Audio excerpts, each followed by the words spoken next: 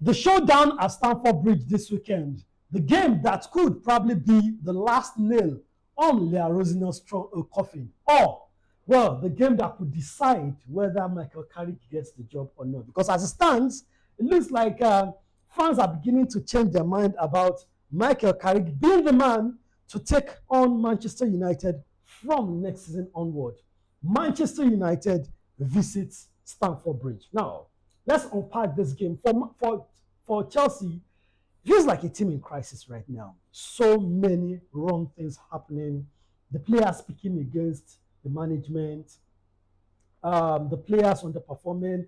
Kopama, the golden boy, all season. In fact, for 1.5 seasons now, Kopama has not picked. He dropped from January last season. And the entirety of the season, he has continued with that struggle. I hear that there's a surgery he needs to have. Maybe he needs to serve that surgery as soon as possible. But still, he still plays on the wings. You still cannot trust. Of course, João Pedro, if he's given the chance, he will score. But there are so many issues right now. But how do you expect Chelsea to come out in this game? Defense line, midfield, attack.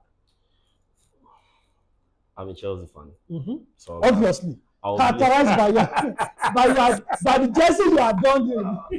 So as much as I love my team, I'll be very truthful and I'll be very objective about it. Fine, you talked about the crisis you're having, about players coming out to say. By the way, Enzo will be back for this. Enzo will be back. Served his 2 games. Some of the players saying derogatory things about the manager and saying they shouldn't have sacked Maresca. Okay, fine. Let's assume all those issues were swept under the carpet. And what still happened the last time? We lost. We haven't scored a goal in our last 3 games. We haven't scored a goal. And it seems like every player under Liam is doing badly. You can't particularly pick out a player in this Chelsea team and say, under Liam, this player has improved. Like, even if he had been bad in the previous time, let's say, okay, fine, he's now playing well. Look at what is going on with Caicedo. Caicedo is now poor, like very bad. Every player is playing badly. The system is not working. We are playing too much. Liam is insisting. And we are playing too much passes to our goalkeeper. We are allowing teams to press us. We are putting the keeper under too much pressure. We are trying to play out from the back and forcing it. And there is not actually a system that is working. If you can be a coach and tell your players, I want us to play like this.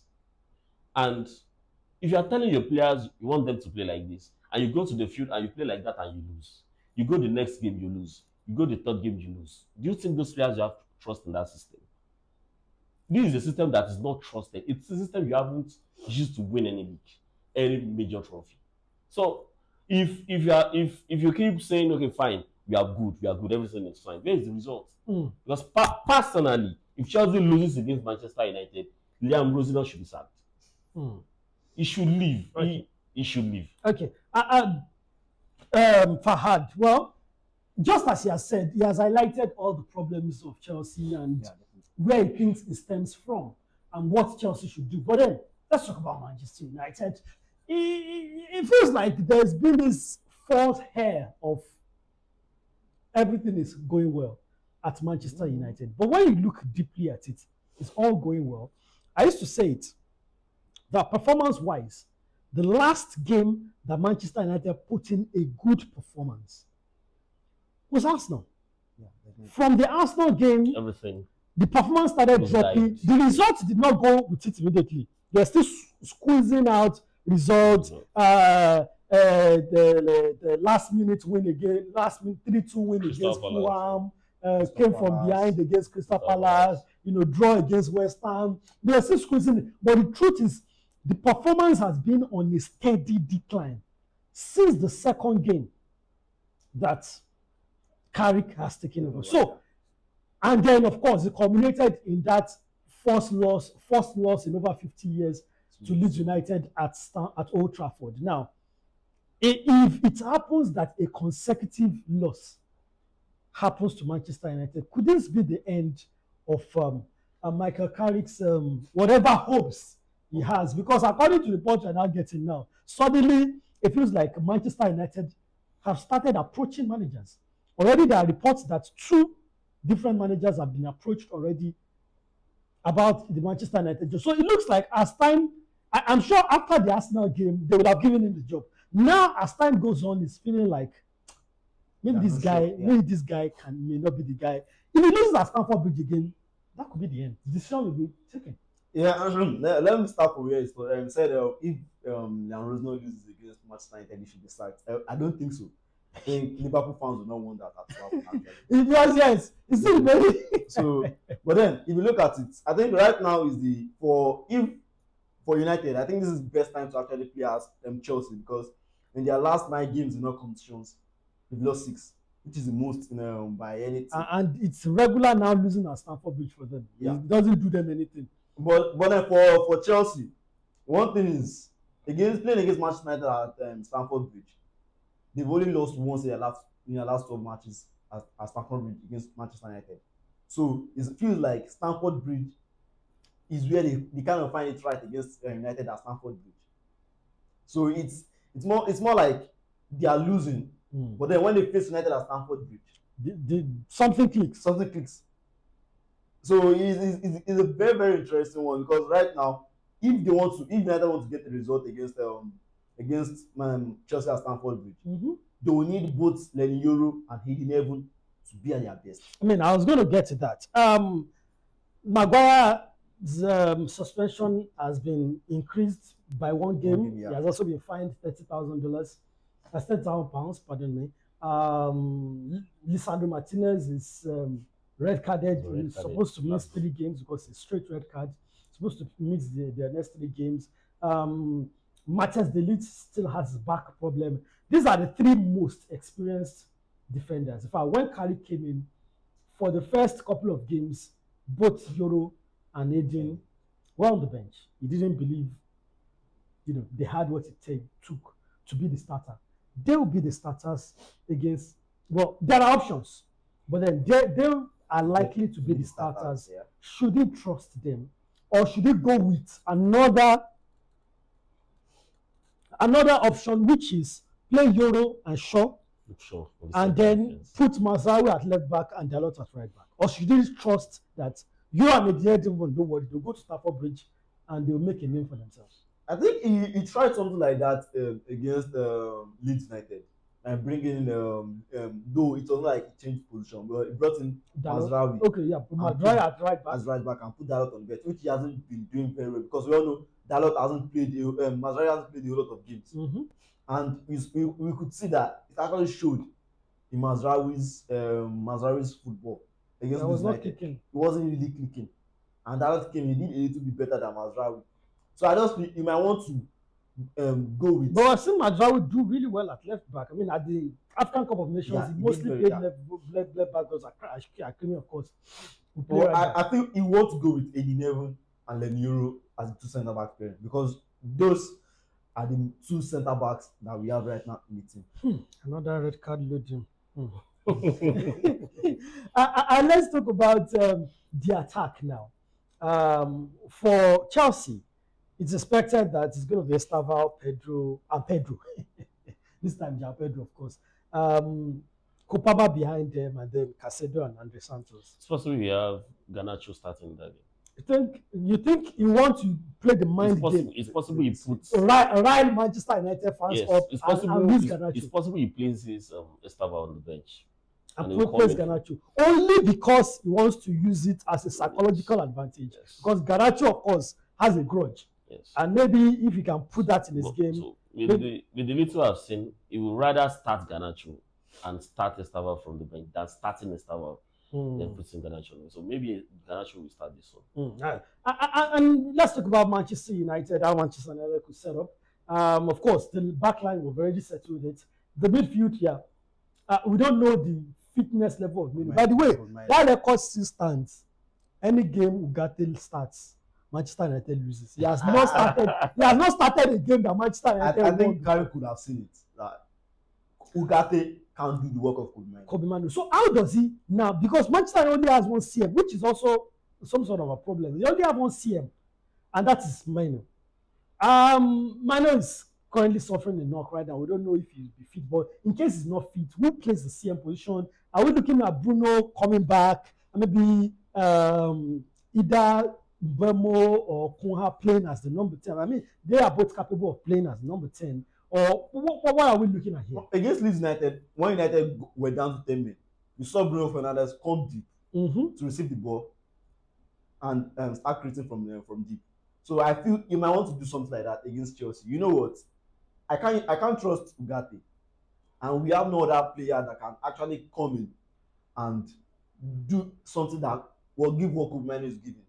So why don't you come in? Who is our most creative player? Come deep into midfield, play with Casemiro, and probably leave maybe Zexi, Mount, Cunha. Yeah, that's true. Mount is back.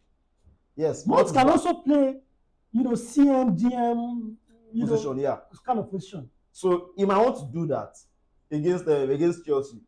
So it all boils down. I think the game will be won and lost in midfield, but it all boils down to the personnel in both teams' midfield.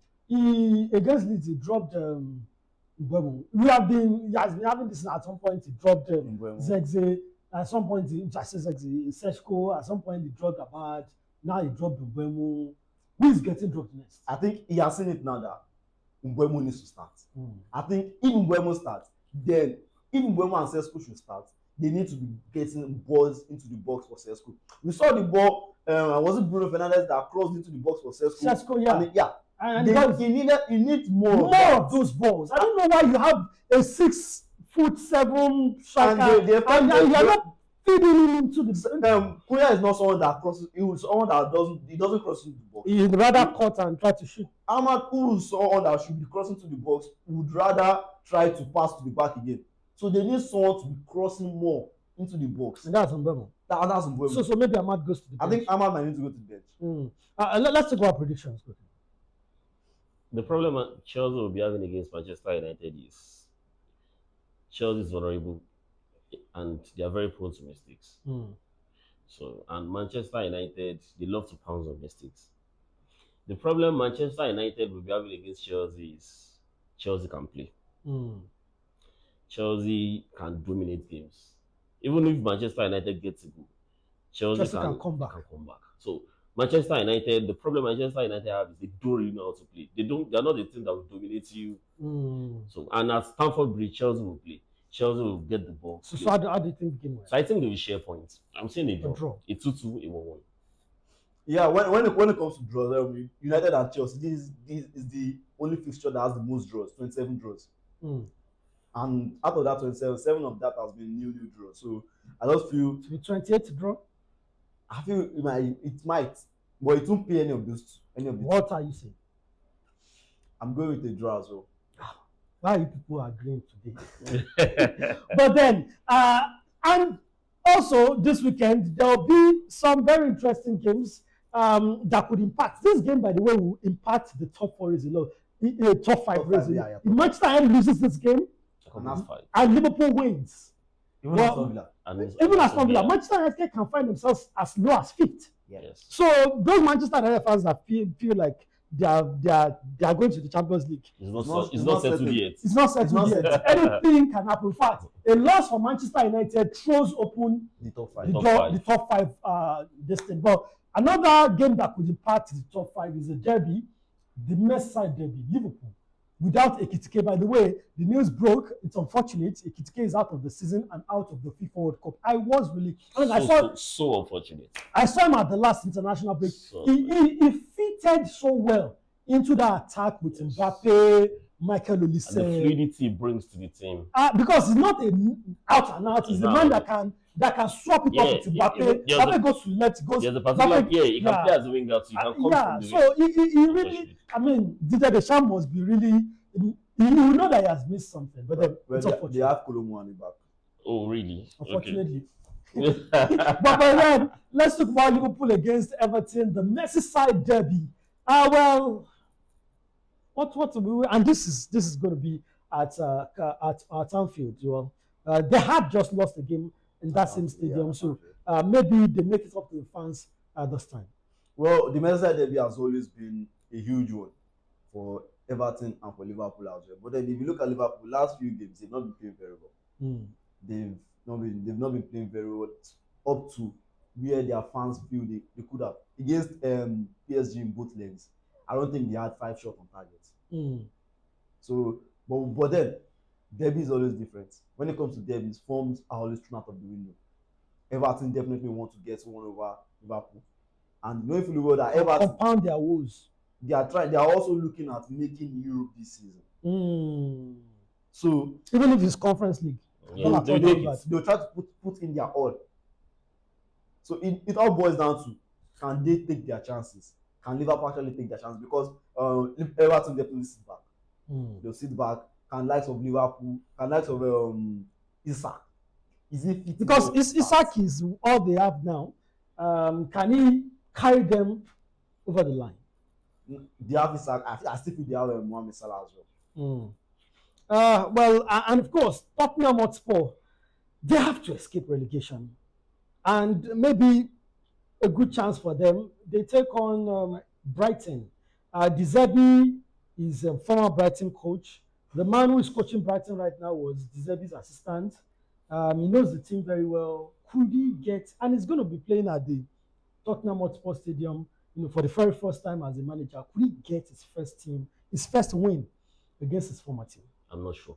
So Brighton are Tottenham. They'll confirm relegation. The major problem of psychologically in football, when you lose and you lose and you lose, the confidence is always low. And right now in 2026, I mean, this is we're already in the second half of April. They have not won a game in the Premier League in 2026. So, and it gets difficult when you are going to have to do it against Brighton. Brighton is a decent quality everywhere. They can score goals. They can score it from anywhere. Yes, they have individual players. Weber can do it. Mitoma can do it. What's the name of this young man? This African. Minte can do it. There's so many guys. And when we talk about one of the things that you can score easily is Tottenham. So and they also have their captain out of the season. Even if you push the confidence into them that let's go into this game, let's play freely, let's play, let's open them up, and they start to open them up and they concede the first goal in the first 20 minutes. So the problem is they are always going to concede goals, and I'm not so certain they won't still concede. We don't even know if Vicario will be available. It's going to be Kinsley. I think it's Kinsley will be the I see them maybe getting a draw at most. But for Tottenham Hotspur, Benteke is back, so that should be an added advantage. Really good Benteke, yeah. Oh. We wait and see, but from all intents and purposes, it's looking like another draw or a loss for Tottenham. Looking like Tottenham Hotspur may be planning for life in the Championship. Talking about life in the Championship, Coventry City with Lampard have been promoted to the Premier League. As Lampard finally found his level, like this, that is level. You play the Premier League with a team that you don't have to. The target is not to make top 4. The target is practically not to get relegated. So you don't have to win all the games. You can win once in 5 games and to be all right. Is that the kind of level that Lampard should have? The Derby County kind of level. I think for Frank Lampard, there was one point he was having a very good season. He had a good stint at Chelsea, but all of that went down the drain now because he practically started from the top. He was struggling to get promotion with Derby County, and boom, from there he was catapulted to Chelsea. So now it feels like he has gone back to learn the ropes and grow, and looks like his growth level is going well. Yeah, he's actually very, very different when it comes to English players becoming managers. I think he's one of the different who has transitioned very well. If you look at him, apart from him and probably Michael Carrick, you can't really see other English player doing very well as a manager. Well, congratulations to maybe he can still test the waters maybe in the future, still try. I mean, I believe that if he grows to a level, if he builds his season to a level, he can go back to Chelsea. Yeah, he can still. No, maybe not Chelsea. I didn't say Chelsea. Maybe not Chelsea. I'm not saying. Wait. So is it not? No. It's not so compulsory goes to Chelsea. You can start from somewhere else. Maybe Tottenham. Somewhere where there will be a little much more praise. You need to go to Chelsea. No, we don't need him in Chelsea. Okay, so those are some of the huge games to look forward to this weekend. I mean, in the Premier League, it's going to be back to back to back to back. This is the weekend where we see multiple huge games. We have the game between Arsenal and Manchester City. We have the game between Manchester United and Chelsea. And of course, we have the Merseyside derby as well. And of course, Tottenham or Brighton, whichever way you look at it, is also a huge game. So, hey, the weekend is here. Enjoy.